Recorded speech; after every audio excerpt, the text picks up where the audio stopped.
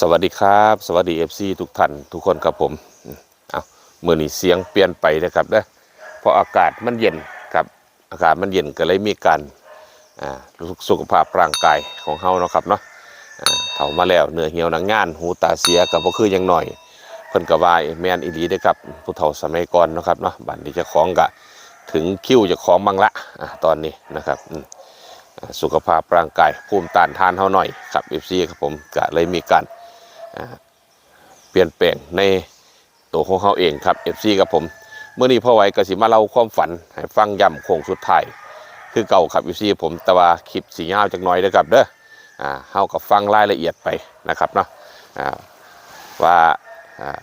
ความฝันของพ่อไว้ต่างๆเริ่มแรกมาเป็นจังไดกับ FC ครับผม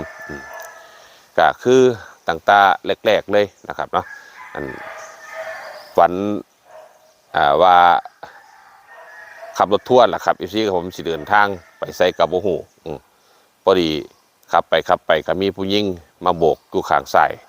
แต่ของก็เลยจอดรับเอานะครับเนาะปัดแท้ๆเป็นเมียใหม่วสันวาครับอีซี่ครับเดิมที่ก็เอาวอลย่อๆนะครับเนาะเคยบอกผ่านมาแล้วครับอีซี่ผมก็แห่งว่าจอดรถแล้วก็เลยพอเห็นขึ้นมาก็เลยยางออกไปเบื้องด้านหลังผัดเห็นไปนั่งอยู่เกะข้างครับนั่งอยู่เกะข้างก็เลยแปลว่าไม่นั่งยังอยู่นี่ไปขึ้นไปว่าสั้นครับเอาเดี๋ยวกลับเด้อครับFCครับผมเอาครับ FCครับผมคุณแม่เพิ่นมาถามเมื่อกี้นี่ครับ FC ผมมาขออนุญาตใส่สถานที่ในวัดเพิ่นเนาะครับ FC ครับผมแล้วก็ถึงตอนที่ลงไปนะครับเนาะบัดนี้ทั้งผู้บ่ให้ขึ้นไปคือเป็นเมียเก่าพอไว้ล่ะครับ FC ครับผมเพิ่นบ่ให้ขึ้นรถเนาะครับเนาะ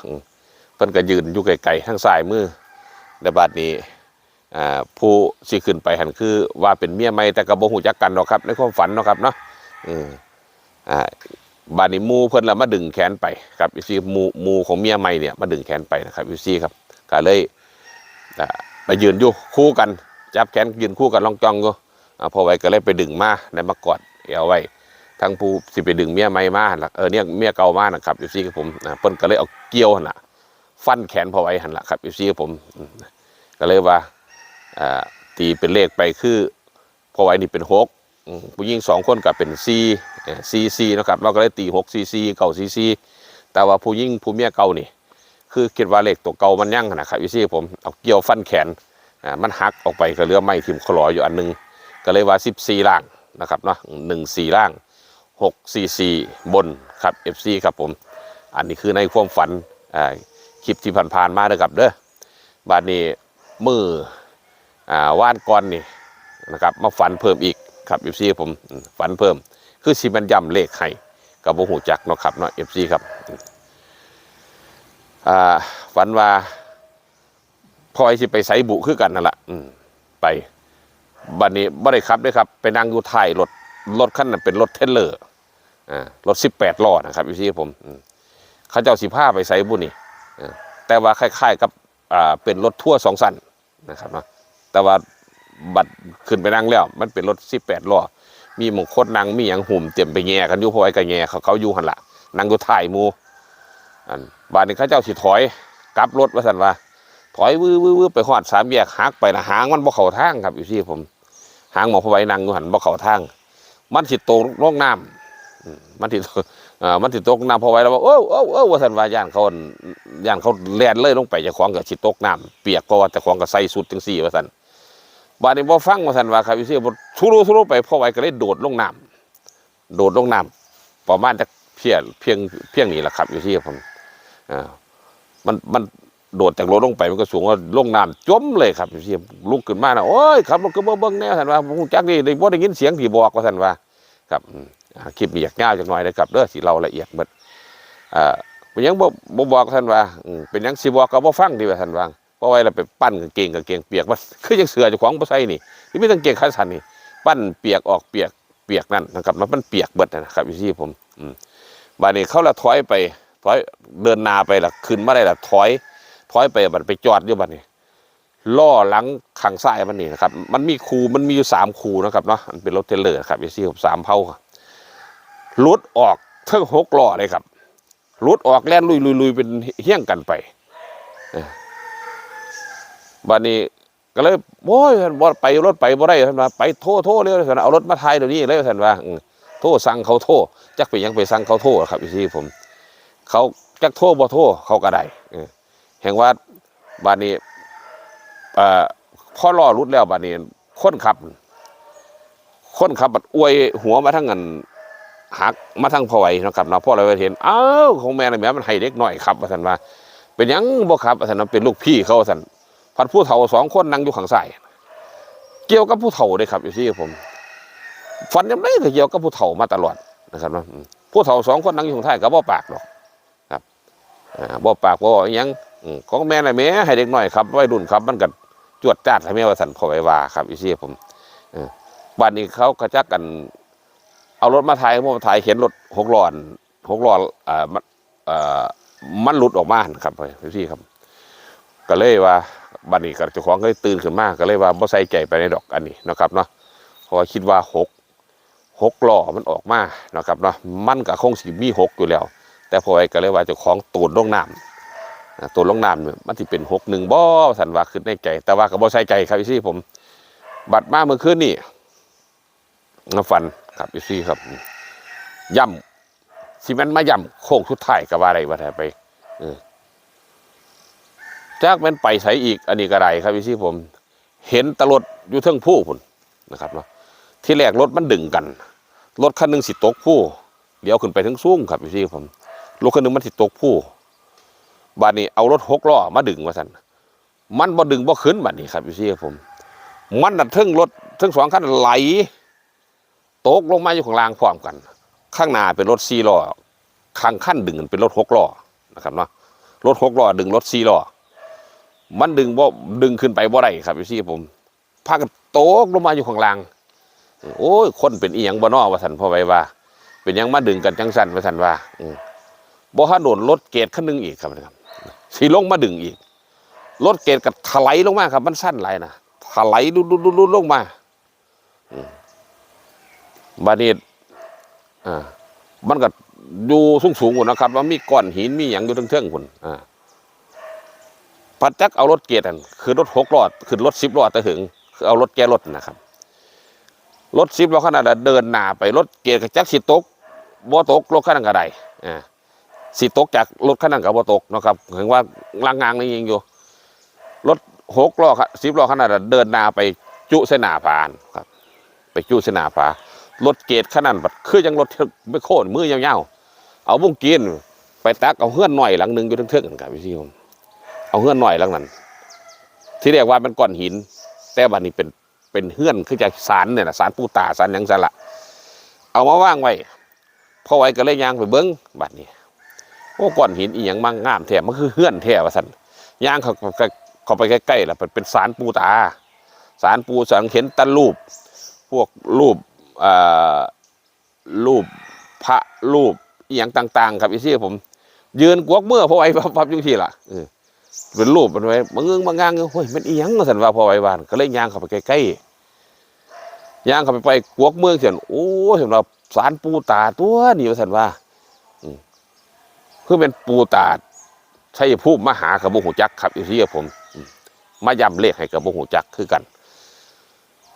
เพื่อนละกวกมือไว้อยู่ไม่อย่างน้อสันว่า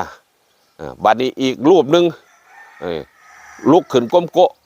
สินะครับก้มโกะขึ้นค่ำสิลุกขนาครับก้มโกะขึ้นสิลุกสิเอามือค่ำเลยสิลุกขึ้นนะคนผู้เฒ่าเนาะครับเนาะอันลุกขึ้นนี่ต้องเอาดาขึ้นก้อนเพิ่นว่านะก้มโกะอยู่กับบ่ขึ้นย่านเลยครับอีซี่ผมก็ซื่อๆอยู่กับบ่ขึ้นย่านบัดนี้มีรูปหนึ่งหันเป็นคล้ายๆรูปคือคล้ายๆเทวดาสิครับอีซี่ผมคล้ายๆเทวดานะครับเอิญมาจากในศาลท่านมานี้ว่าท่านว่าเอาเป็นอย่างน้อว่าท่านเราคิดในใจคนเอาศาลมาตั้งไว้นี่เป็นอย่างน้อมานี้ท่านว่าสีบอกอันนึงว่าท่านบอกอีหยังล่ะอันปูว่าท่านดอกเขาไว้ก็ว่าเนาะครับเนาะติดปากน้ำปูน้ำยานะพอไปว่าใส่กับว่าน้ำปูกันเป็นพระผู้เพิ่นน้อย บวชไม่เป็นพ่อเป็นอาจารย์อย่างในยักน้อยนี่เพิ่นนั่นนี่เราก็เอิ้นเพิ่นปูโลดติดปากครับพี่ผมเป็นคำติดปากของเฮาเนาะครับเนาะเป็นหยังล่ะปูสันว่ามาสันว่าบ๊บมาฟังเลขตัวมันสิออกว่าสันครับอีซี่ครับเลขตัวมันสิออกสันว่ามันสิออกตัวนี้เด้อเลขว่าสันว่าออกตัวไหนล่ะปูสันว่าที่จริงอันในความฝันนะครับบ่ได้ตั้งใจสิไปถามเอาเลขเด้บ่ได้ตั้งใจจะถามมาเลขได้เห็นสารซื่อๆไปเห็นสารเลยเห็นว่ามีคนมีอย่างอยู่ในหันบัดเห็นบัดนะครับอีซี่ผมมีผู้ใดในหันนะครับเนาะมาฟังว่าท่านว่าเลขมันสิออกตัวนี้ว่าท่านว่ามันสิออกเพิ่นก็บอกว่ามันสิออกงวดใดเด้ตัวที่มันสิออกว่าท่านว่าตัวใดล่ะปู่พอได้กระถามพี่เนาะ6495ว่าซั่นครับพี่กับผม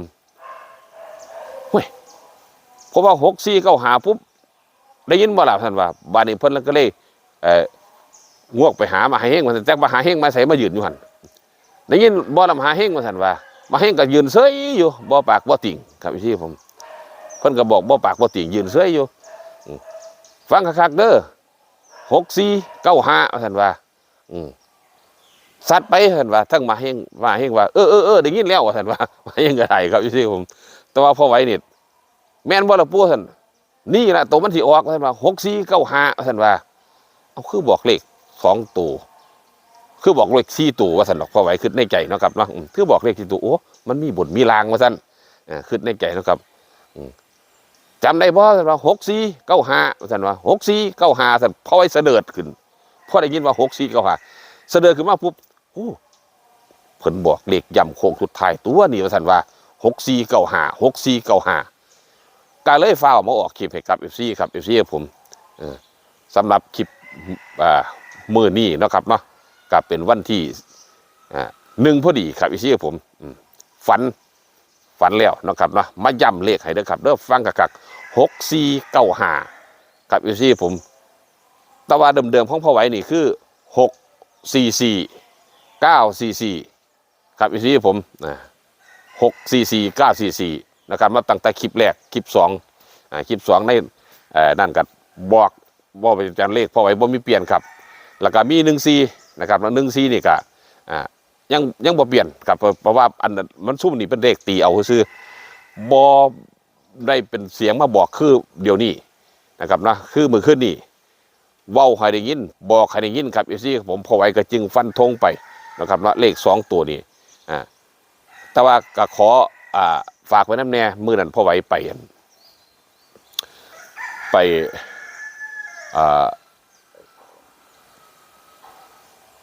เจดีย์ขอมบ่เคยไปยักเที่ยครั้งแรกเข้าไปครับพี่ไปถ่ายทำบ่ได้ลงคลิปดอกมีแต่ลงแต่เพจนะครับเนาะอย่าลืมติดตามทั้งเพจของน้องทิพย์แฟนเพจเห็นเลยครับเด้อพี่ครับผมกดติดตามให้แน่น้องทิพย์แฟนเพจกับFacebook ของสวัยชัยพรหมนะครับเนาะมีขอฝากไว้กับ FC ทุกท่านทุกคนมีคนติดตามอยู่4คนหาคนนึงครับทางเพจของพอสวัยส่วนหลายสั้นๆนี่สิลงเพจเอาไว้นะครับ FC ผมไปเห็นเลขก้อนที่เขาไปนะครับเลขยูคิดินนะคล้ายๆคนเขียนไว้นะครับนะแต่ว่าบนคนเขียนดอกมันเป็นรูปร่างหินนะครับผมไปเขียนไว้หินดอกเบิ้งเข้าไปปุ๊บเห็น036ครับระบาดนี้ยุบผ่าแดงๆที่พอไว้ลงเพจไปนะครับไปเบิ้งได้ผ่านะครับเด้อมันจะเห็น767นะครับเราพอไอ้ก็เลยลงไป036767แต่ว่าอันนี้บ่ได้ลงทั้ง YouTube มือนี้เว้าให้ฟังก็ซื้อบ่ได้ลงตัวเลขครับเพราะว่าอันนั้นเฮาไปเห็นอยู่เจดีขอมปราสาทขอมบ้านพันนาเนียครับชื่อบ้านพันนาเนียนะครับเนาะปิสิเจดีขอมบ้านพันนาเนียอำเภอสว่างแดนดินจังหวัดสกลนครครับพี่ครับผมไปหาเมซี่มีงวดนี้ฝากเอาไว้ฟันธงครับเอฟซีครับ2ตัวบน2ตัวล่างแต่ว่า3ตัวนี่จักสิมาบ่มานะครับเนาะแต่ว่าเพิ่นมาบอกเมื่อคืนนี่หมัด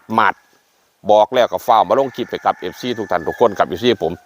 64คันมี64ผันมี94ครับเอฟซีผมแล้วก็44แล้วก็95มี95ก็ต้องมี65ครับเอฟซีผมอันนี้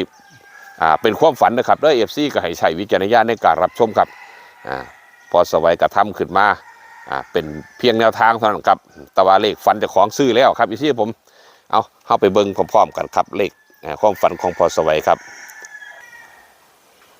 ครับเอฟซีกับผมฟันธงคักแล้วเพราะว่ามือคืนมาย่ำมาบอกให้คักเนาะครับเนาะมาบอกคักบอกเป็นตัวเลยครับเนาะ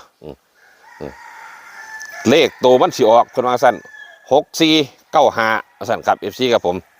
ตามเลขของพอไว้กันมีอยู่แล้ว644มีแล้วนะครับเนาะตัด2ตัวมันก็มี64อยู่แล้วบาดนี้เพิ่นมาย้ำให้คักๆกับเอฟซีกับผม6495มี95มี65มี64มี94เพราะว่ามันเอาหัวขึ้นหัวลงอยู่แล้ว644 944แล้วครับเอฟซีผมสำหรับ2ตัวนี่เน้นล่างนะครับเด้อ14กับ95นะครับเนาะ FC ครับอันนี้เป็นความฝันของพอสวัยล้วนๆครับ FC ครับก็ FC ก็ให้ใช้วิจารณญาณในการรับชมครับคลิปนี้ยาวจักหน่อยครับเพราะว่าเราละเอียดให้เบิดนะครับเนาะสำหรับแนวทางนะครับเป็นเพียงแนวทางครับ FC ครับผมมักกระจัดขัดกระพานกันมักกันชอบก็อย่าลืมกดไลค์กดแชร์ให้กับทางทีมงานของผู้เฒ่าพารวยพอสวัยพารวยนะครับขอให้ FC จงมีโชคมีหมานนะครับมือนี้ครับ FC ผมโชคมันลำรวยเป็นเศรษฐีมหาเศรษฐีคำว่าเศรษฐีจงเป็นของ FC ทุกท่านทุกคนครับขอจบคลิปไว้เพียงซ้ำนี้ครับพ่อกับแม่ในคลิปหน้าขอกล่าวคำว่าสวัสดีครับสวัสดีงามครับผม